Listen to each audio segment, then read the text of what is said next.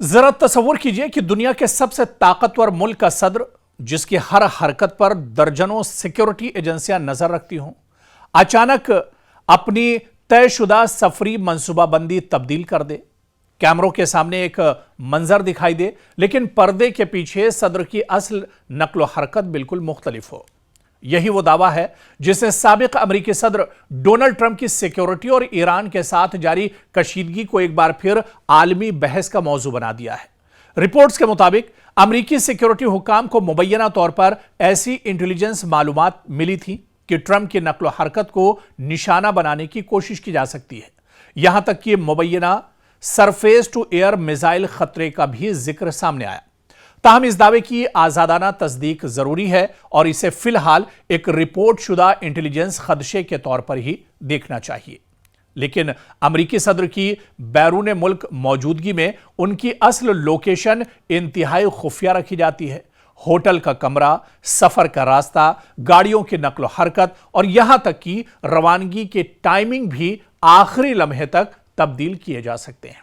इसकी वजह बहुत वाज़ेह है। अगर किसी दुश्मन मुल्क या मुसल्लह गिरोह को सदर की दुरुस्त लोकेशन मालूम हो जाए तो वह हमले की मंसूबाबंदी कर सकता है। रिपोर्ट में दावा किया गया है कि मुमकिना खतरे की इत्तला मिलने के बाद ट्रंप के सफर का पूरा प्लान तब्दील किया गया।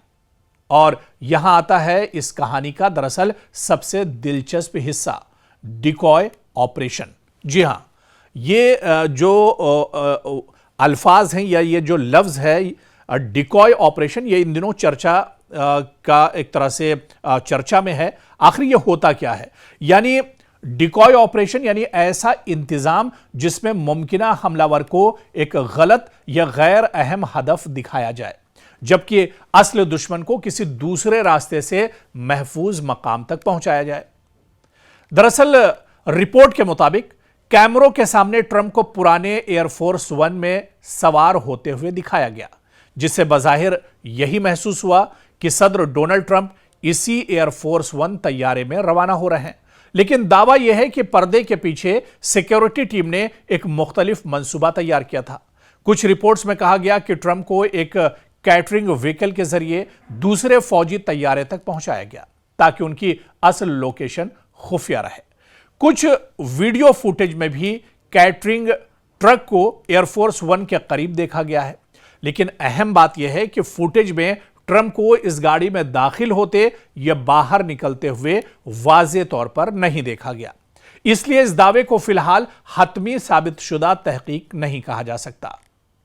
और यह सवाल सबसे अहम है कि अगर वाकई अमेरिकी इंटेलिजेंस को यह इत्तला मिली थी कि ट्रंप के तैयारे को मिसाइल से निशाना बनाया जा सकता है, तो यह मामूली सिक्योरिटी अलर्ट नहीं होगा। अमेरिकी सदर की हिफाजत के लिए सीक्रेट सर्विस, अमेरिकी इंटेलिजेंस और फौजी इदारे इंतहाई पेचीदा सिक्योरिटी निजाम इस्तेमाल करते हैं। ऐसे में अगर किसी मुखालिफ इंटेलिजेंस नेटवर्क को सदर डोनाल्ड ट्रंप के होटल, कमरे या सफर के बारे में हसास मालूमात मिल जाए तो यह अमेरिकी सिक्योरिटी के लिए एक बहुत बड़ा चैलेंज समझा जाएगा। यहां अमेरिका और ईरान की दुश्मनी का भी पस मंजर समझना बहुत जरूरी है। दोनों ममालिक के दरमियान सिर्फ फौजी कशीदगी नहीं बल्कि एक तवील इंटेलिजेंस वार भी जारी है। दोनों जानिब एक दूसरे की फौजी तैयारी, हिकमत अमली, अहम शख्सियात और हसास मकामात के बारे में मालूमात हासिल करने की कोशिश लगातार जारी है। और इसी तनाजुर में ट्रंप की सिक्योरिटी से मुतालिक मुबैना इंटेलिजेंस खतरे को ईरान से जोड़ा जा रहा है। लेकिन यहां एक बार फिर एहतियात जरूरी है। इस बात की आजादाना तस्दीक नहीं हुई कि ईरान या IRGC ने वाकई ट्रंप के खिलाफ कातिलाना हमले की मंसूबाबंदी की थी। इसी तरह कैटरिंग गाड़ी के जरिए ट्रंप को खुफिया तौर पर मुंतकिल किए जाने का दावा भी मुकम्मल तौर पर साबित होना बाकी है। और असल कहानी दरअसल यही बताती है कि अगर ये दावे दुरुस्त साबित होते हैं तो यह मामला इंतहाई संजीदा होगा। इसका मतलब होगा कि अमेरिकी सिक्योरिटी इदारों ने किसी मुमकिना खतरे को महसूस किया और आखिरी वक्त पर सदर डोनाल्ड ट्रंप की नक्लो हरकत तब्दील करके एक डिसेप्शन स्ट्रेटेजी इस्तेमाल की गई। यानी दुनिया को एक मंजर दिखाया गया जबकि सदर ट्रंप की असल नक्लो हरकत को पीछे छुपाया गया, पर्दे के पीछे रखा गया। और यही जदीद सिक्योरिटी और इंटेलिजेंस जंग की दरअसल हकीकत है। लेकिन इतना जरूर है कि अमेरिका जैसे सुपर पावर सदर की, डोनाल्ड ट्रंप यानी सदर की को इतना ज्यादा खौफ और डर, या फिर उनकी सिक्योरिटी में एक बहुत बड़ा लैप्स जिसे वॉशिंगटन और पेंटागन को एक तरह से मानना होगा। हालांकि इसे अमेरिका नहीं मान रहा और खुद डोनाल्ड ट्रंप का भी बयान सामने आया है कि क्या कुछ उनके साथ हुआ था, किस तरह से वो इस डर के माहौल से गुजरे थे।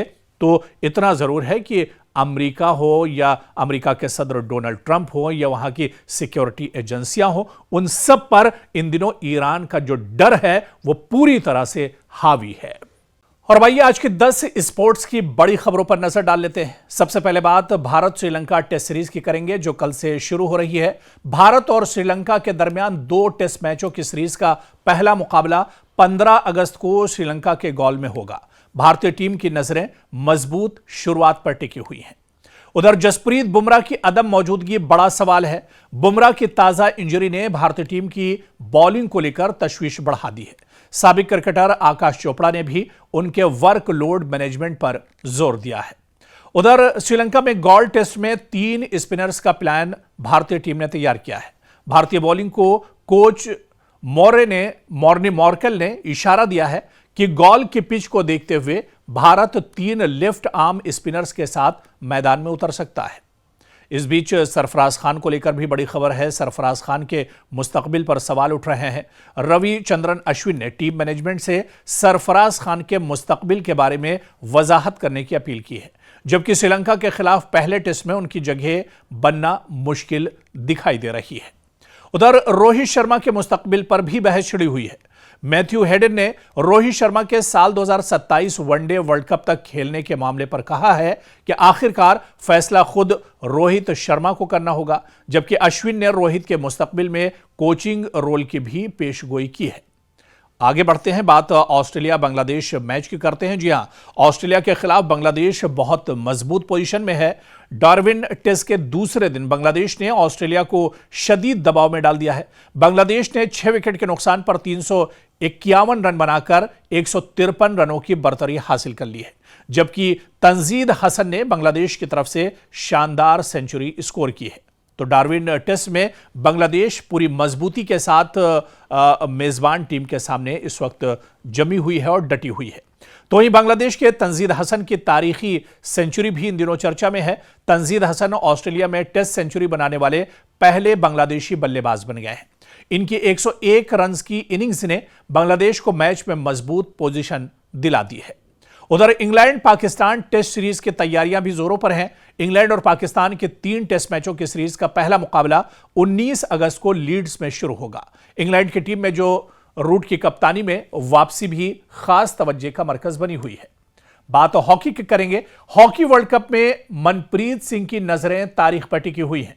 भारतीय हॉकी स्टार मनप्रीत सिंह ने कहा है कि मुमकिन तौर पर यह उनका आखिरी वर्ल्ड कप हो सकता है। भारत 51 साल बाद आलमी एजाज हासिल करने के हदफ के साथ मैदान में उतर रहा है। और आखिरी और 10वीं बड़ी खबर आपको बता दें, खेल के मैदान से आईपीएल में हैरी ब्रूक की वापसी का इम्कान है। इंग्लैंड के हैरी ब्रूक ने आईपीएल में मुमकिन वापसी का दरवाजा खोल दिया है। उनका कहना है कि वो मुस्तकबिल में दोबारा आईपीएल में खेलने पर गौर कर सकते हैं।